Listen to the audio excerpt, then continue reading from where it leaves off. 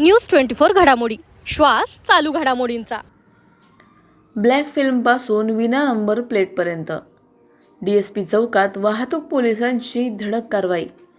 अहिल्यानगर शहरातील डीएसपी चौकात वाहतूक शाखेने नियमभंग करणाऱ्या वाहन चालकांविरोधात धडक कारवाई करण्यात आली। ही कारवाई वाहतूक शाखेचे पोलीस निरीक्षक महेश पाटील यांच्या मार्गदर्शनाखाली करण्यात आली।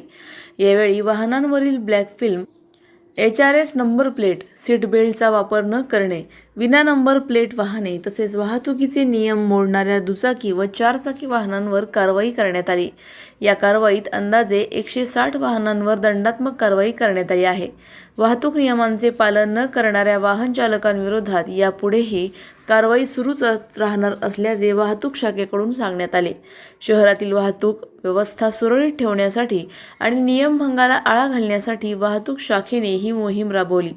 यावेळी वाहतूक शाखेचे पोलीस निरीक्षक महेश पाटील, सहाय्यक पोलीस निरीक्षक शमुवेल गायकवाड, रामराव शिरसाट, अन्सार शेख, पोलीस आमदार विष्णू खेडकर, आदिनाथ जपकर, सुरत शिंदे, ज्ञानदेव दहिफळे, गणेश आरणे, पूजा भांगरे, ज्ञानदेव दहिफळे, आबासाहेब चव्हाण यांच्या पथकाने केले आहे।